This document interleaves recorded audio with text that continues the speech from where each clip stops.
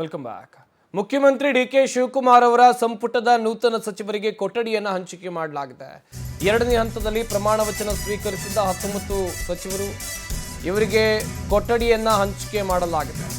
19 ಸಚಿವರಿಗೆ ವಿಧಾನಸೌಧ ಹಾಗೂ ವಿಕಾಸಸೌಧದಲ್ಲಿ ಕೊಠಡಿಯನ್ನು ಹಂಚಿಕೆ ಮಾಡಲಾಗಿದೆ ಎನ್ನುವ ಮಾಹಿತಿ ಇದೆ. ಹಾಗೆಯೇ ಪ್ರಮಾಣ ವಚನ ಕಾರ್ಯಕ್ರಮ ಆದಮೇಲೆ ಇತ್ತ ಸಂಪುಟದ ನೂತನ ಸಚಿವರಿಗೆ ಕೊಠಡಿಯನ್ನು ಹಂಚಿಕೆ ಮಾಡಲಾಗಿರುವುದು. ಯಾವ್ಯಾವ ಸಚಿವರಿಗೆ ಯಾವ್ಯಾವ ಕೊಠಡಿಯನ್ನು ಕೊಡಲಾಗಿದೆ ವಿಧಾನಸೌಧ ಮತ್ತು ವಿಕಾಸಸೌಧದಲ್ಲಿ ನೋಡ್ತಾ ಇರಬಹುದು. ಒಟ್ಟು 19 ಸಚಿವರಿಗೆ ಕೊಠಡಿಯನ್ನು ಹಂಚಿಕೆ ಮಾಡಲಾಗಿದೆ. ಮೊದಲ ಹಂತದಲ್ಲಿ ಪ್ರಮಾಣ ವಚನವನ್ನು ಯಾರೆಲ್ಲ ಸ್ವೀಕಾರ ಮಾಡಿದ್ರು ಅವರಿಗೆ ಮುಂಚೆ ಕೊಡಲಾಗಿತ್ತು. ಈಗ ಮತ್ತೆ 19 ಸಚಿವರಿಗೆ ಕೊಠಡಿಯನ್ನು ಹಂಚಿಕೆ ಮಾಡಲಾಗಿದೆ. ಚೆಲುವರಾಯಸ್ವಾಮಿ ವಿಧಾನಸೌಧ ವಿಕಾಸಸೌಧ, ಜಮೀರ್ ಅಹಮದ್ ಖಾನ್ಗೆ ವಿಕಾಸಸೌಧ, ಇತ್ತ ಶಿವರಾಜ್ ಎಸ್ ತಂಗಡಗಿ ಇವರಿಗೂ ಕೂಡ ಕೊಠಡಿಯನ್ನು ಹಂಚಿಕೆ ಮಾಡಲಾಗಿದೆ.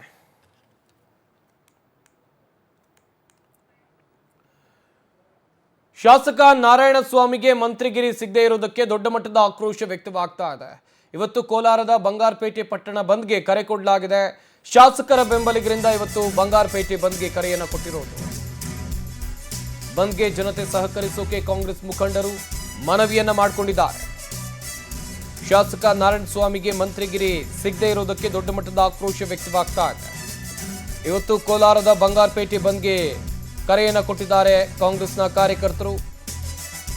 ಶಾಸಕರ ಬೆಂಬಲಿಗರಿಂದ ಇವತ್ತು ಬಂಗಾರಪೇಟೆ ಬಂದ್ಗೆ ಕರೆಯನ್ನು ಕೊಡಲಾಗಿದೆ.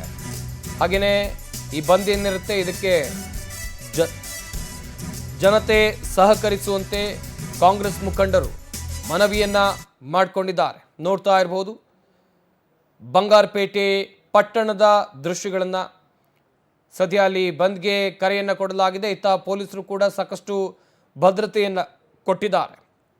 ಯಾವುದೇ ಅಹಿತಕರ ಘಟನೆಗಳು ನಡೀಬಾರದು ಎನ್ನುವಂಥ ಕಾರಣಕ್ಕಾಗಿ ಶಾಸಕ ನಾರಾಯಣಸ್ವಾಮಿ ಕೂಡ ಸಚಿವ ಸ್ಥಾನದ ಪ್ರಬಲ ಆಕಾಂಕ್ಷಿಯಾಗಿದ್ದರು. ಆದರೆ ಅವರಿಗೆ ಈ ಬಾರಿ ಸಚಿವ ಸ್ಥಾನ ಮಿಸ್ ಆಗಿದೆ. ಹೀಗಾಗಿ ಅವರು ಕೂಡ ತಮ್ಮ ಅಸಮಾಧಾನವನ್ನು ತೋಡಿಕೊಂಡಿದ್ದಾರೆ. ಇತ್ತ ಅವರ ಬೆಂಬಲಿಗರಿಂದ ಬಂಗಾರಪೇಟೆ ಬಂದ್ಗೆ ಕರೆ ಕೊಡಲಾಗಿದೆ. ಸದ್ಯ ಬಂಗಾರಪೇಟೆ ಈ ಹೊತ್ತಿಗೆ ಸ್ತಬ್ಧವಾಗಿದೆ.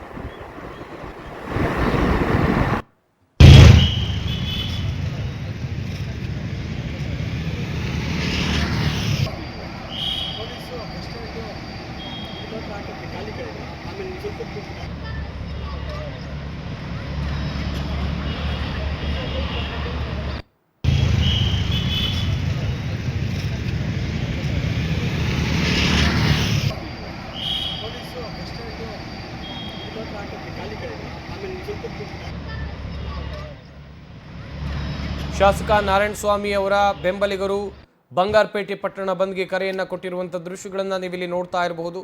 ಒಂದು ಕಡೆಯಲ್ಲಿ ಅವರಿಗೆ ಮಂತ್ರಿಗಿರಿ ಸಿಕ್ಕಿಲ್ಲ ಅಂತೇಳಿ ದೊಡ್ಡ ಮಟ್ಟದ ಅಸಮಾಧಾನ ವ್ಯಕ್ತವಾಗ್ತಾ ಇದೆ. ನಿನ್ನೆಯೂ ಕೂಡ ಮಾತನಾಡಿದ್ರು ಅವರು, ಪ್ರಭಾವಿಗಳಿಗೆ ನಮ್ಮ ಪಕ್ಷದಲ್ಲಿ ಮಂತ್ರಿ ಸ್ಥಾನ ಸಿಗ್ತಾ ಇದೆ, ಆದರೆ ಪಕ್ಷಕ್ಕಾಗಿ ದುಡಿದ ನನ್ನಂಥವರಿಗೆ ಸಿಕ್ಕಿಲ್ಲ ಅಂತೇಳಿ ಅಸಮಾಧಾನವನ್ನು ವ್ಯಕ್ತಪಡಿಸಿದ್ರು. ಬಸವರಾಜ್ ಹೊರಟ್ಟಿ ರಾಜೀನಾಮೆ ಇಲ್ಲ, ಈ ಬೆನ್ನಲ್ಲೇ ಸಿಎಂ ಸಭೆಯನ್ನು ಕರೆದಿದ್ದಾರೆ. ಹೊರಟ್ಟಿ ರಾಜೀನಾಮೆ ಇಲ್ಲ ಎಂದ ಬೆನ್ನಲ್ಲೇ ಸಿಎಂ ಕರೆದಿರುವಂತಹ ಮೀಟಿಂಗ್ ಇದು. ಸಿಎಂ ಡಿಕೆ ಶಿವಕುಮಾರ್ ನಿವಾಸದಲ್ಲಿ ತಡರಾತ್ರಿ ಮಹತ್ವದ ಸಭೆಯನ್ನು ನಡೆಸಲಾಗಿದೆ. ಸಭಾಪತಿ ಸ್ಥಾನಕ್ಕೆ ರಾಜೀನಾಮೆಯನ್ನ ನೀಡಲ್ಲ ಅಂತೇಳಿ ಬಸವರಾಜ್ ಹೊರಟ್ಟಿ ಹೇಳಿದ್ದಾರೆ. ಹೊರಟ್ಟಿ ಅವರನ್ನ ಕರೆಸಿಕೊಂಡು ಸಿಎಂ ಡಿಕೆಶಿ ಮಾತುಕತೆಯನ್ನ ನಡೆಸಿದ್ದಾರೆ. ರಾಜಕೀಯ ಬೆಳವಣಿಗೆಗಳು ಸಭಾಪತಿ ಸ್ಥಾನದ ಕುರಿತು ಚರ್ಚೆಯನ್ನ ಮಾಡಿದ್ದಾರೆ ಎನ್ನುವ ಡೀಟೇಲ್ಸ್ ಇದೆ. ಒಂದು ಕಡೆಯಲ್ಲಿ ಯಾವುದೇ ಕಾರಣಕ್ಕೂ ನಾನು ಸಭಾಪತಿ ಸ್ಥಾನದಿಂದ ಕೆಳಗಿಳಿಯೋದಿಲ್ಲ ಅಂತೇಳಿ ಏನು ಹೊರಟ್ಟಿ ಈಗಾಗಲೇ ತಮ್ಮ ನಿಲುವನ್ನು ಸ್ಪಷ್ಟಪಡಿಸಿದ್ದಾರೆ ಬಸವರಾಜ್ ಹೊರಟ್ಟಿಯವರು. ಇತ್ತ ಮುಖ್ಯಮಂತ್ರಿ ಡಿ ಕೆ ಶಿವಕುಮಾರ್ ಅವರಿಗೂ ಕೂಡ ಸವಾಲಿದೆ. ಇವರ ಪಾರ್ಟಿಯಿಂದ ಸಭಾಪತಿಯನ್ನು ಆಯ್ಕೆ ಕೂಡ ಮಾಡಿದ್ದಾರೆ ಆಲ್ರೆಡಿ. ಬಟ್ ಸಭಾಪತಿಯನ್ನು ಕರೆಸಿ ಬಸವರಾಜ್ ಹೊರಟ್ಟಿಯವರನ್ನು ಕರೆಸಿ ಅವರ ಜೊತೆಯಲ್ಲಿ ಮಾತುಕತೆಯನ್ನು ಕಾಂಗ್ರೆಸ್ನ ನಾಯಕರು ಮಾಡಿದ್ದಾರೆ ಎನ್ನುವಂಥ ಮಾಹಿತಿ ಇದೆ. ಗಮನಿಸ್ತಾ ಇರಬಹುದು. ತಡರಾತ್ರಿ ನಡೆದಿರುವಂಥ ಮೀಟಿಂಗ್ ಇದು. ಮುಖ್ಯಮಂತ್ರಿ ಡಿ ಕೆ ಶಿವಕುಮಾರ್, ಆರೋಗ್ಯ ಸಚಿವ ಯುಟಿ ಖಾದರ್, ಸಚಿವ ಸತೀಶ್ ಜಾರಕಿಹೊಳಿ, ಜಮೀರ್ ಅಹಮದ್ ಖಾನ್ ಹಾಗೆ ಚೆಲುವರಾಯಸ್ವಾಮಿ ಸೇರಿದಂತೆ ಅನೇಕರು ಈ ಸಭೆಯಲ್ಲಿ ಉಪಸ್ಥಿತರಿದ್ದರು. ಮಾಲೂರು ಜೆಎಂಎಫ್ಸಿ ಕೋರ್ಟ್ನ ಜಡ್ಜ್ ಗಾಯತ್ರಿ ಅವರನ್ನ ವರ್ಗಾವಣೆ ಮಾಡಲಾಗಿದೆ. ಬೈಕ್ ಸವಾರನಿಗೆ ಕಾರು ಡಿಕ್ಕಿಯಾಗಿತ್ತು. ರಸ್ತೆಯಲ್ಲೇ ಜಡ್ಜ್ ರಂಪಾಟವನ್ನ ಮಾಡಿದ್ರು. ಹೈಕೋರ್ಟ್ನಲ್ಲಿ ವಿಚಾರಣೆ ಕೂಡ ಈ ಕುರಿತಂತೆ ನಡೆದಿತ್ತು. ಬೈಕ್ ಸವಾರನಿಗೆ ಕಾರು ಡಿಕ್ಕಿಯಾಗಿ ಜಡ್ಜ್ ಏನು ರಸ್ತೆಯಲ್ಲಿ ರಂಪಾಟ ಮಾಡಿದ್ರು. ಮಾಲೂರಿನಲ್ಲಿ ಇನೋವಾ ಕಾರು ಹೋಗ್ತಾ ಇದ್ದಾಗ ದರ್ಪವನ್ನ ತೋರಿಸಿದ್ರು. ಬೈಕ್ ಸವಾರನ್ನ ತಪ್ಪಿಲ್ಲದೆ ಇದ್ರು. ಸಾರ್ವಜನಿಕವಾಗಿ ಆತನನ್ನ ನಿಂದಿಸಿದ್ರು. ಇದನ್ನ ಪ್ರಶ್ನೆ ಮಾಡಿ ಹೈಕೋರ್ಟ್ ಮೆಟ್ಟಿಲೇರಿದ ಬೈಕ್ ಸವಾರ ವಿನಯ್ ಅಂತೇಳಿ ಅವರ ಹೆಸರು. ಬೈಕ್ ಸವಾರನ ಅರ್ಜಿಯನ್ನು ಪರಿಗಣಿಸಿ ಜಡ್ಜ್ಗೆ ಹೈಕೋರ್ಟ್ ಛೀಮಾರಿಯನ್ನು ಕೂಡ ಹಾಕಿತ್ತು. ಹಿಂದೆಯೂ ಇದೇ ರೀತಿ ರಸ್ತೆಯಲ್ಲಿ ದೌರ್ಜನ್ಯವನ್ನ ಈ ಗಾಯತ್ರಿ ಅವರು ತೋರಿದ್ರು ಎನ್ನುವ ಮಾಹಿತಿ ಇದೆ. ಈ ಬಗ್ಗೆ ಹೈಕೋರ್ಟ್ ಜಡ್ಜ್ ಗಮನಕ್ಕೆ ತಂದಿದ್ದರು ವಕೀಲರು. ಬೀದರ್ನ ಹುಮ್ನಾಬಾದ್ ಜೆಎಂಎಫ್ಸಿ ಕೋರ್ಟ್ಗೆ ಎತ್ತಂಗಡಿ ಮಾಡಲಾಗಿದೆ. ಜಡ್ಜ್ ಗಾಯತ್ರಿ ವರ್ಗಾವಣೆ ಮಾಡಿ ಹೈಕೋರ್ಟ್ ಆದೇಶವನ್ನು ಹೊರಡಿಸಿದೆ. ಆವತ್ತು ರಸ್ತೆಯಲ್ಲಿ ಹೇಗೆ ರಂಪಾಟ ಆಗಿತ್ತು ನೋಡ್ತಾ ಇರಬಹುದು. ಇನ್ನೊಂದು ಕಡೆಯಲ್ಲಿ ಜಡ್ಜ್ ಆ ದಿವಸ ನಡೆದುಕೊಂಡ ರೀತಿ ಬಗ್ಗೆ ಹೈಕೋರ್ಟ್ ಪೀಠ ಕೂಡ ತೀವ್ರ ಅಸಮಾಧಾನವನ್ನು ವ್ಯಕ್ತಪಡಿಸಿತ್ತು.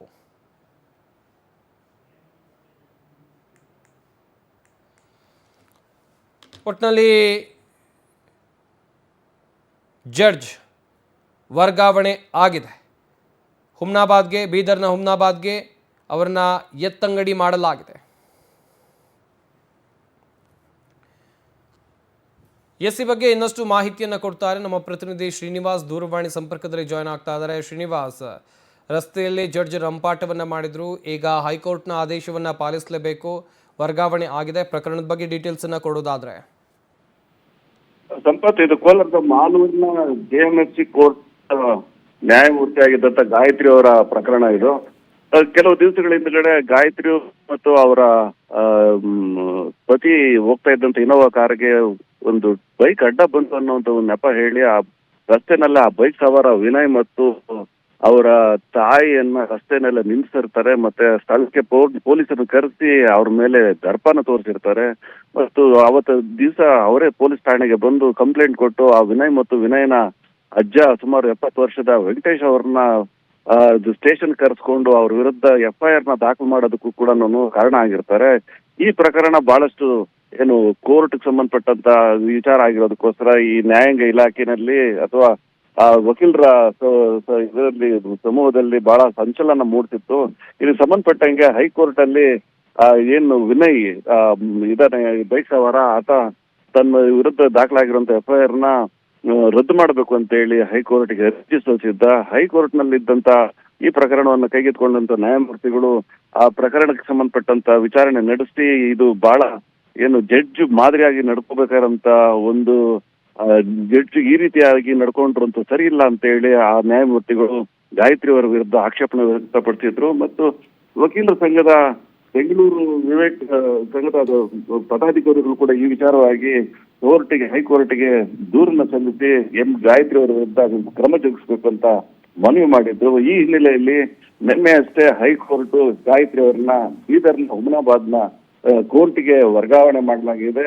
ಇದ್ರ ಬಗ್ಗೆ ಪ್ರತಿಕ್ರಿಯೆ ಕೊಟ್ಟಿರಂತ ವಿವೇಕ್ ಸುಬ್ಬಾರೆಡ್ಡಿ, ಬೆಂಗಳೂರಿನ ವಕೀಲರ ಸಂಘದ ಅಧ್ಯಕ್ಷರು, ವರ್ಗಾವಣೆ ಅನ್ನುವಂಥದ್ದು ಶಿಕ್ಷೆ ಆಗೋದಿಲ್ಲ, ಇದು ಗಾಯತ್ರಿ ಅವರನ್ನ ಅಮಾನತ್ ಮಾಡಬೇಕಾಗಿತ್ತು ಅಂತ ಹೇಳಿ ಪ್ರತಿಕ್ರಿಯೆ ಕೊಟ್ಟಿದ್ದಾರೆ. ಸಂಪತ್, ಥ್ಯಾಂಕ್ ಯು ಶ್ರೀನಿವಾಸ್ ಮೂರ್ತಿ ತಮ್ಮೆಲ್ಲ ಡೀಟೇಲ್ಸ್ಗಾಗಿ. ಕಾಲೇಜು ಬಂಕ್ ಹಾಕಿ ಸಿದ್ದರ ಬೆಟ್ಟಕ್ಕೆ ಹೋದವರಿಗೆ ಅಪಘಾತವಾಗಿದೆ. ಬೈಕ್ ನಿಯಂತ್ರಣ ತಪ್ಪಿ ಆಕ್ಸಿಡೆಂಟ್ ಆಗಿರೋದು. ಓರ್ವ ವಿದ್ಯಾರ್ಥಿ ಮೃತಪಟ್ಟಿದ್ದಾರೆ. ಕಾಲೇಜು ವಿದ್ಯಾರ್ಥಿಗಳು ಬಂಕ್ ಹಾಕಿ ಸಿದ್ದರ ಬೆಟ್ಟಕ್ಕೆ ಹೋಗಿದ್ರು. ಆ ಸಂದರ್ಭದಲ್ಲಿ ಆಕ್ಸಿಡೆಂಟ್ ಆಗಿದೆ. ಬೈಕ್ ನಿಯಂತ್ರಣ ತಪ್ಪಿ ಆಗಿರುವಂಥ ಅಪಘಾತ. ಓರ್ವ ವಿದ್ಯಾರ್ಥಿ ಪ್ರಾಣವನ್ನೇ ಕಳ್ಕೊಂಡಿದ್ದಾನೆ. ತುಮಕೂರು ಜಿಲ್ಲೆಯ ಕೊರಟಗೆರೆ ತಾಲೂಕಿನ ಸಿದ್ದರ ಬೆಟ್ಟ ಅಂಬೇಡ್ಕರ್ ಮೆಟ್ರಿಕ್ ನಂತರದ ಹಾಸ್ಟೆಲ್ನಲ್ಲಿದ್ದಂಥ ವಿದ್ಯಾರ್ಥಿಗಳಿದ್ರು. ಗೆಳೆಯನ ಬೈಕ್ ಪಡೆದು ಮೂವರು ಸಿದ್ದರ ಬೆಟ್ಟಕ್ಕೆ ತೆರಳಿದ್ರು. ಸಿದ್ದರ ಬೆಟ್ಟಕ್ಕೆ ಹೋಗಿ ವಾಪಸ್ ಆಗುವಾಗ ಬೈಕ್ ಅಪಘಾತ ಆಗಿದೆ. ಚೇತನ್ ಮೃತಪಟ್ಟಿದ್ದಾನೆ. ಅಮರೇಶ್ ಮತ್ತು ಯಶವಂತ್ ತಲೆಗೆ ಗಾಯಗಳಾಗಿವೆ. ಗಾಯಾಳುಗಳನ್ನು ತುಮಕೂರು ಜಿಲ್ಲಾಸ್ಪತ್ರೆಗೆ ದಾಖಲು ಮಾಡಿ ಚಿಕಿತ್ಸೆಯನ್ನ ಕೊಡಿಸಲಾಗ್ತಾ ಇದೆ. ಚೇತನ್ ಅಂತೇಳಿ ಮೃತಪಟ್ಟಿರುವಂಥ ವಿದ್ಯಾರ್ಥಿ ಹೆಸರು. ಇವರೆಲ್ಲರೂ ಒಂದೇ ಕಾಲೇಜಿನ ವಿದ್ಯಾರ್ಥಿಗಳು. ಹಾಗೆಯೇ ಕ್ಲಾಸ್ಗೆ ಬಂಕ್ ಹಾಕಿ ಸಿದ್ದರ ಬೆಟ್ಟಕ್ಕಂತೇಳಿ ಹೋಗಿದ್ರು. ತುಮಕೂರು ಜಿಲ್ಲೆ ಕೊರಟಗೆರೆ ತಾಲೂಕಿನಲ್ಲಿ ಈ ಸಿದ್ದರ ಬೆಟ್ಟ ಬರುತ್ತೆ. ಸಿದ್ದರ ಬೆಟ್ಟಕ್ಕೆ ಹೋಗಿ ವಾಪಸ್ ಬರ್ತಾ ಇರುವಾಗ ಅಪಘಾತ ಆಗಿದೆ. ಇವ್ರು ತಗೊಂಡೋಗಿದ್ದು ಈ ಮೂವರ ಫ್ರೆಂಡ್ನ ಬೈಕನ್ನು ಹೋಗಿ ಬರುವಾಗ ಅಪಘಾತ ಆಗಿತ್ತು. ಇದರಲ್ಲಿ ಚೇತನ್ ಎನ್ನುವಂಥ ವಿದ್ಯಾರ್ಥಿ ಮೃತಪಟ್ಟರೆ ಅಮರೇಶ್, ಯಶವಂತ್ ತಲೆಗೆ ಗಾಯಗಳಾಗಿವೆ. ಗಾಯಾಳುಗಳನ್ನು ತುಮಕೂರು ಆಸ್ಪತ್ರೆಗೆ ದಾಖಲು ಮಾಡಿ ಚಿಕಿತ್ಸೆಯನ್ನು ಕೊಡಿಸಲಾಗ್ತಾ ಇದೆ. ಇನ್ನೊಂದು ಕಡೆಯಲ್ಲಿ ಅಂಬೇಡ್ಕರ್ ಮೆಟ್ರಿಕ್ ನಂತರದ ಹಾಸ್ಟೆಲ್ನಲ್ಲಿ ಇದ್ರು ಎನ್ನುವ ಮಾಹಿತಿ ಇದೆ. ನೋಡ್ತಾ ಇರ್ಬೋದು ಅಪಘಾತ ಆಗಿರುವಂಥ ಸ್ಥಳವನ್ನು, ಯಾವ ರೀತಿಯಾಗಿ ಅಲ್ಲಿ ಸ್ಪೆಂಡರ್ ಗಾಡಿಯೊಂದು ಬಿದ್ದಿದೆ ಅಂತೇಳಿ ನೋಡ್ತಾ ಇರಬಹುದು. ಇನ್ನೊಂದು ಕಡೆಯಲ್ಲಿ ವಿದ್ಯಾರ್ಥಿಗಳು ವಾಸ ಇದ್ದಂಥ ಹಾಸ್ಟೆಲನ್ನು ಕೂಡ ನೀವಿಲ್ಲಿ ಗಮನಿಸ್ತಾ ಇರಬಹುದು. ಡಾಕ್ಟರ್ BR ಅಂಬೇಡ್ಕರ್ ಸರ್ಕಾರಿ ವಸತಿ ಶಾಲೆಯಲ್ಲಿ ಈ ವಿದ್ಯಾರ್ಥಿಗಳು ವಾಸ ಇದ್ರು.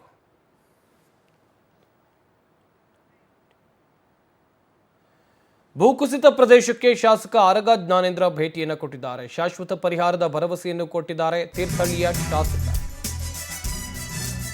ದೊಡ್ಡಿನಗದ್ದೆ ಭೂಕುಸಿತ ಪ್ರದೇಶಕ್ಕೆ ಶಾಸಕ ಆರಗ ಜ್ಞಾನೇಂದ್ರ ಭೇಟಿಯನ್ನು ಕೊಟ್ಟಿರೋದು. ಶಾಶ್ವತ ಪರಿಹಾರದ ಭರವಸೆಯನ್ನು ಕೂಡ ಇದೇ ವೇಳೆ MLA ಕೊಟ್ಟಿದ್ದಾರೆ. ನಿರಂತರ ಮಳೆಗೆ ಭೂಕುಸಿತದಿಂದಾಗಿ ಆಗಿರುವಂತಹ ಹಾನಿ ಬಗ್ಗೆ ಪರಿಶೀಲನೆಯನ್ನು ಮಾಡಲಾಗಿದೆ. ಭೂಕುಸಿತದಿಂದ ತೀವ್ರ ಸಂಚಾರಕ್ಕೆ ಕಷ್ಟ ಆಗ್ತಾ ಇದೆ. ರಾವೆ ಗ್ರಾಮ ಪಂಚಾಯಿತಿ ವ್ಯಾಪ್ತಿಯಲ್ಲಿ ಸದ್ಯ ಅಲ್ಲಿ ಪರಿಶೀಲನೆಯನ್ನು ಕೂಡ ಮಾಡಲಾಗಿದೆ. ನಿರಂತರ ಮಳೆ ಭೂಕುಸಿತದಿಂದ ಆಗಿರುವಂತಹ ಹಾನಿ ಬಗ್ಗೆ ಪರಿಶೀಲನೆಯನ್ನು ಮಾಡಲಾಗಿದೆ. ಸಂಕಷ್ಟಕ್ಕೆ ಸಿಲುಕಿರುವ ವೀರಪ್ಪಗೌಡ ಕುಟುಂಬ ಮತ್ತು ಯಾರ್ವೆ ಗ್ರಾಮ ಪಂಚಾಯಿತಿ ವ್ಯಾಪ್ತಿಯಲ್ಲಿ ಸಾಕಷ್ಟು ಜನ ಇದ್ದಾರೆ. ಅವರೆಲ್ಲರೂ ಕೂಡ ಸಂಕಷ್ಟದಲ್ಲಿದ್ದಾರೆ. ಅವರಿಂದ ಮಾಹಿತಿಯನ್ನು ಕೂಡ ಪಡೆದಿದ್ದಾರೆ. ಅಧಿಕಾರಿಗಳು ಸ್ಥಳೀಯರ ಜೊತೆಯಲ್ಲಿ MLA ಆರಗ ಜ್ಞಾನೇಂದ್ರ ಸಮಾಲೋಚನೆಯನ್ನು ಮಾಡಿದ್ದಾರೆ. ಹಾನಿಗೆ ಸರ್ಕಾರದಿಂದ ಸೂಕ್ತ ಪರಿಹಾರ ಕೊಡಿಸುವುದಾಗಿ ಆರಗ ಜ್ಞಾನೇಂದ್ರ ಇದೇ ಸಂದರ್ಭದಲ್ಲಿ ಭರವಸೆಯನ್ನು ಕೂಡ ಕೊಟ್ಟಿದ್ದಾರೆ. ಗದ್ದೆಯ ವೀರಪ್ಪಗೌಡರ ಮನೆ ಏನು ಲ್ಯಾಂಡ್ಸ್ಲೈಡ್ ಆಗಿದೆ, ಇದನ್ನು ನೋಡಲಿಕ್ಕಾಗಿ ಬಂದಿದ್ದೀನಿ. ಮತ್ತು ಸಾರ್ವಜನಿಕರು, ಇಲ್ಲಿಯ PDO, RI ಇವರೆಲ್ಲ ಸೇರಿದ್ದಾರೆ. ನಾನು ಕೂಡ ಮೊನ್ನೆ ನಮ್ಮ KDB ಮೀಟಿಂಗ್ನಲ್ಲಿ ಹೊಸನಗರದಲ್ಲಿ ಅಧಿಕಾರಿಗಳ ಗಮನಕ್ಕೆ ತಂದಿದ್ದೀನಿ. ಇದು ರೆಕಾರ್ಡ್ ಮಾಡಬೇಕು, ಅವರಿಗೆ ಪುನರ್ವಸತಿಗೆ ಏನಾದರೂ ಮಾಡಬೇಕು ಅಂತೇಳಿ ಅವರು ಕೂಡ ಒಪ್ಪಿದ್ದಾರೆ. ಅವರಿಗೆ ರಾವೆಗೆ ಇಲ್ಲಿಂದ ಶಿಫ್ಟ್ ಮಾಡಬೇಕು ಅಂತೇಳಿ. ರಾತ್ರಿ ಹಗಲು ಇದನ್ನು ನಂಬಿ ಮಲಗಲಿಕ್ಕೆ ಸಾಧ್ಯ ಇಲ್ಲ. ಭಾಳ ಅಪಾಯಕಾರಿ ಸನ್ನಿವೇಶದಲ್ಲಿ ಮನೆ ಇವತ್ತಿದೆ. ಹಾಗಾಗಿ ಅವರಿಗೆ ಒಂದು ಮನೆ ಕಟ್ಕೊಳ್ಳಲಿಕ್ಕೆ ಇದಕ್ಕೆ ಸರ್ಕಾರದ ಕಡೆಯಿಂದ ಸಹಾಯ ಆಗಬೇಕು ಅನ್ನುವಂಥದ್ದು ನಾನು ಒತ್ತಾಯ ಮಾಡ್ತಾಯಿದ್ದೀನಿ. ಸರ್, ಮತ್ತು ಇಲ್ಲಿ ಸ್ವಲ್ಪ ರೋಡ್ ಸಮಸ್ಯೆ ಇದೆ ಸರ್, ಇದ್ರ ಬಗ್ಗೆ ತಾವು ರೋಡ್ ಈಗಾಗಲೇ PMGSYನಲ್ಲಿ 4 ಕಿಲೋಮೀಟರ್ ಸ್ಯಾಂಕ್ಷನ್ ಆಗಿದೆ. ನಾನೇ ಹಿಂದೆ ಒಂದು ಸೇತುವೆ, ಮೋರಿ ಇದನ್ನೆಲ್ಲ ಮಾಡಿಸಿದ್ದೆ. ಆ 4 ಕಿಲೋಮೀಟರ್ ಆದ್ರ ಮೇಲೆ ಸುಮಾರು 40 ಲಕ್ಷ ರೂಪಾಯಿನ ಬೇರೆ ಗ್ರ್ಯಾಂಟ್ನಲ್ಲಿ ಈಗಾಗಲೇ ಇಟ್ಟಿದ್ದೀವಿ. ಅದು ಇಲ್ಲಿಂದ ಸ್ವಲ್ಪ ಮುಂದುವರೆಗೂ ಹೋಗ್ತದೆ. ಇವತ್ತು ಜೆನ್ಜಿ ಮತ್ತು ಜೆನ್ ಆಲ್ಫಾ ಜೊತೆಯಲ್ಲಿ ಮೋಹನ್ ಭಾಗವತ್ ಸಂವಾದವನ್ನು ನಡೆಸ್ತಾರೆ. ಮುಂಬೈನಲ್ಲಿ RSSನ ಮುಖ್ಯಸ್ಥರು ಸಂವಾದವನ್ನು ನಡೆಸ್ತಾ ಇರೋದು. ಜೆನ್ಜಿ ಮತ್ತು ಜೆನ್ ಆಲ್ಫಾ ಜೊತೆಯಲ್ಲಿ ಮುಂಬೈನಲ್ಲಿ ನಡೆಯಲಿರುವಂಥ RSS ಮುಖ್ಯಸ್ಥರ ಸಂವಾದ. ನೀತಾ ಮುಕೇಶ್ ಅಂಬಾನಿ ಕನ್ವೆನ್ಷನ್ ಸೆಂಟರ್ನಲ್ಲಿ ಈ ಕಾರ್ಯಕ್ರಮ ಆಯೋಜನೆ ಮಾಡಲಾಗಿದೆ. ಯುವಜನರ ಸಮ್ಮೇಳನದಲ್ಲಿ 2,000 ವಿದ್ಯಾರ್ಥಿಗಳು ಭಾಗಿಯಾಗ್ತಾರೆ. 100 ನಗರಗಳಿಂದ 15ರಿಂದ 19 ವರ್ಷದ ವಿದ್ಯಾರ್ಥಿಗಳು ಭಾಗಿಯಾಗಲಿದ್ದಾರೆ. ಹಾಗೆಯೇ IIMUN ಸಂಸ್ಥೆಯ 15ನೇ ವಾರ್ಷಿಕೋತ್ಸವ ನಿಮಿತ್ತ ಈ ಕಾರ್ಯಕ್ರಮವನ್ನು ಹಮ್ಮಿಕೊಳ್ಳಲಾಗಿದೆ. ಜೆನ್ಜಿ ಮತ್ತು ಜೆನ್ ಆಲ್ಫಾ ಜೊತೆಯಲ್ಲಿ ಮೋಹನ್ ಭಾಗವತ್ ಇವತ್ತು ಸಂವಾದವನ್ನು ಮಾಡ್ತಾ ಇರೋದು. ಮುಂಬೈನಲ್ಲಿ RSSನ ಮುಖ್ಯಸ್ಥರು ಈ ಸಂವಾದವನ್ನು ಮಾಡ್ತಾರೆ. ನೀತಾ ಮುಕೇಶ್ ಅಂಬಾನಿ ಕಲ್ಚರಲ್ ಸೆಂಟರ್ನಲ್ಲಿ ಈ ಕಾರ್ಯಕ್ರಮ ನಡೆಯಲಿದೆ.